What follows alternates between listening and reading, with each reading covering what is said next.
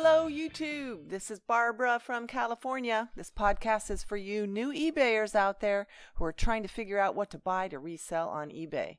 Keep watching your YouTube videos, listen to podcasts, find out what the other eBayers are buying and selling, sell items out of your home, and then venture out to thrift shops, garage sales, estate sales, and find items to sell there.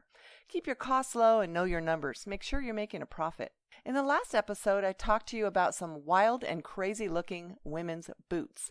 Well, weird sells on eBay. So buy weird and sell on eBay. And also a beautiful Ralph Lauren men's jacket. There are plenty of Ralph Lauren items out there to sell, which will make you a great profit, but make sure they are special and unique looking. Also, I talked to you about how you can get a free, never-ending supply of your inner packaging materials that you use for shipping right in your own town. Well, I love to talk about eBay. I'm going to tell you some stories of some items I bought and where I got them and what I ended up making as a profit on these items. And then at the end, I will give you a California gold nugget of knowledge, a pro tip that should help you out with your eBay selling. The first item is something that I bought at an estate sale in the garage. When you go to estate sales, make sure you bring a small pocket flashlight. You can get these anywhere. They're powerful and they're small, fit right in your pocket. Many times I've used my flashlight to light up dark, unlit or poorly lit areas, either in the garage or in the house for whatever reason the light was bad. It's great to bring your flashlight. Well, at this estate sale, what I found was in a nice lighted garage with the door open. It was piled under a bunch of stuff, but I saw it peeking out and I knew what it was right when I saw it. It was a ski vest or a life preserver or life jacket. It was a vintage item with the Maharaja brand. And when I saw it, I said, "Oh, I remember this." So it was vintage and old school and really cool looking. Maharaja is a California company that makes wooden water skis starting way back in the 50s, and they still make beautiful wooden water skis today. Well, at one time you can get your water sports gear and attire with the Maharaja brand, and I remember this ski vest. This one was just a beautiful condition. It was black with the iconic Maharaja logo in the front and then the big spell out Maharaja on the back in a curve, and the two striped straps that go across, click, click in front, and you jump in the water and you get on your ski, you give your thumbs up and hit it, and you're skiing. And it just brought back memories. I could just remember those times by looking at this item. So I had a feeling of nostalgia when I saw this. And these are good items to get because chances are there are other people out there who are going to have that same nostalgic feeling about these old vintage items. Well, this item is something that you can still use today to water ski with, or people might want to keep it for their collection of water ski stuff or Maharaja stuff.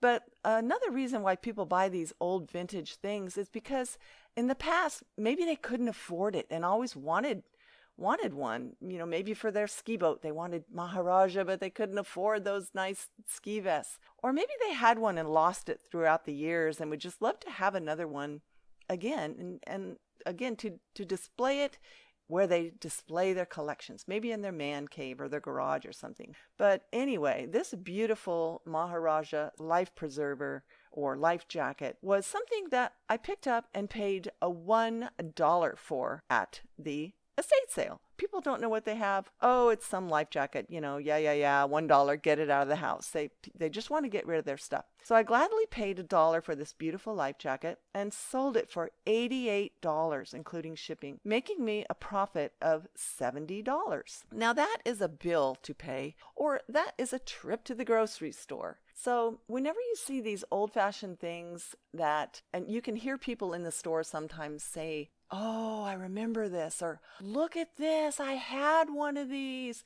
That's exactly what they're doing. They're having that nostalgic feeling of days gone by, of something they had in the past.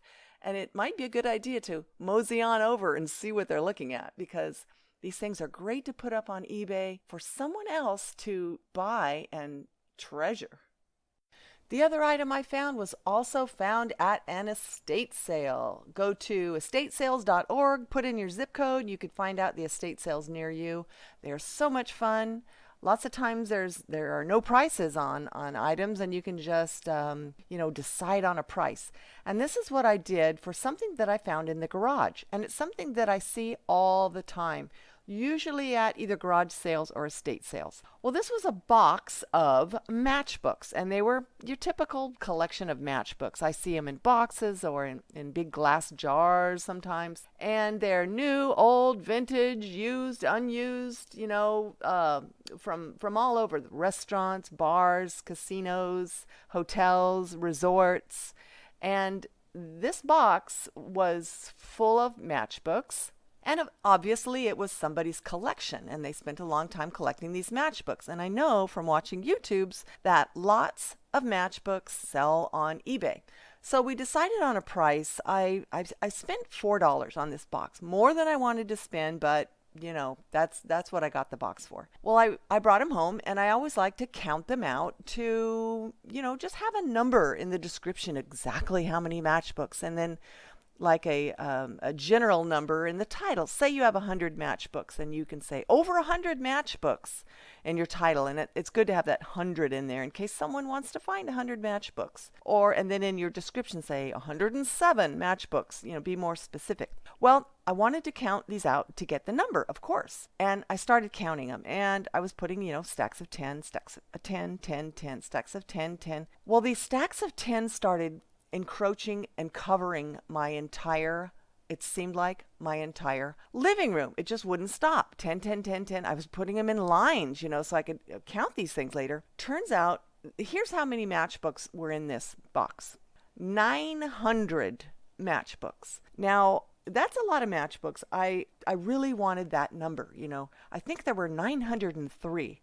And so I threw out 3 ratty matchbooks and had that wonderful number of 900. Now, that's a lot of matchbook. That's years and years of somebody working on their collection. And I know that collectors love to collect more matchbooks. So luckily, this huge set was going to be easy to photograph. So I dumped it all out in a pile and took a picture. Then I took my hands and mixed it up. Took another picture and took a close-up. Then I mixed it again, took a close-up, mixed it again, until I had 12 pictures, the most pictures you can have on an eBay listing. So whoever's looking at these, you could see them looking at all the pictures and seeing like, oh, there's that one, there's that one. They really appreciate it. Now, if you're an eBay buyer and you love matchbooks and you're looking at matchbooks collections and you see a big pile of matchbooks and it's only one picture, it's not going to help them very much, and it's a little disappointed. Well, when they come to your collection and they see all 12 pictures, this is what they love. They're looking at all those pictures of their wonderful matchbooks. So I ended up getting the listing.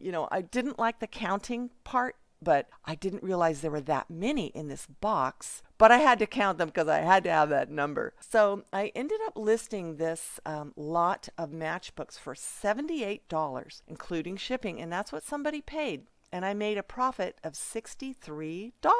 Now that's a lot for some beat up old vintage matchbooks. But someone is probably enjoying their 900 matchbooks, looking them over and adding them to their collection. That's what collectors do. So when you find things like that, something that's a lot of something, that means that somebody worked on that and took time collecting that. And also it's an indication that there are people out there who also collect the same things. So look for those lots of items.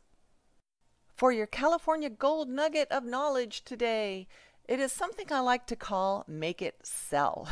If I have bought something that I ruined, or if I bought something that when I bring it home I realize I should not have bought this, I have to get rid of it, I always try before I do to find a way to make it sell.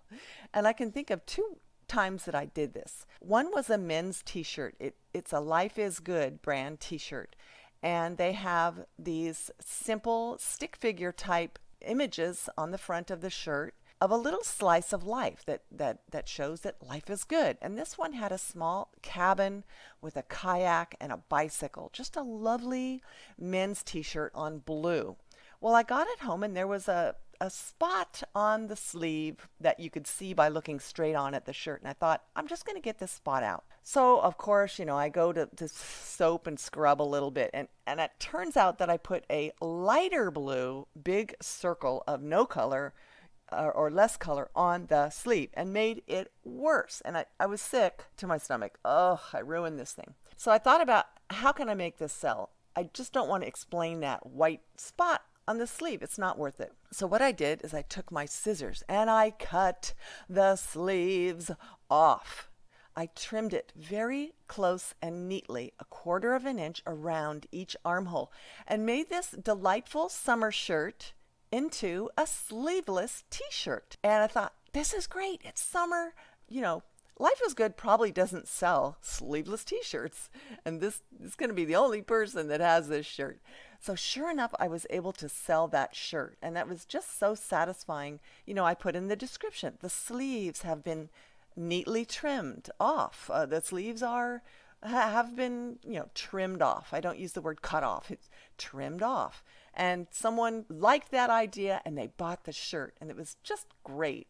The next item that I did this on is a pair of Keen brand men's hiking or walking shoes. Now Keen, K-E-E-N, is a great high-end brand of walking shoes. And I brought these beautiful shoes home from the thrift shop. Noticed that one of the insoles was gone. So I have a great pair of shoes with one insole. So, I gotta get rid of these shoes. What did I do? This is a loss. You're killing me.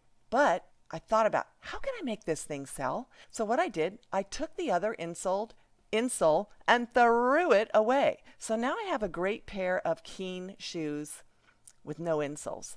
So they're great condition, good tread and everything. So in the description, I put, the insoles are missing from these shoes. You will have to swap in your other insoles from your existing shoes or something like that.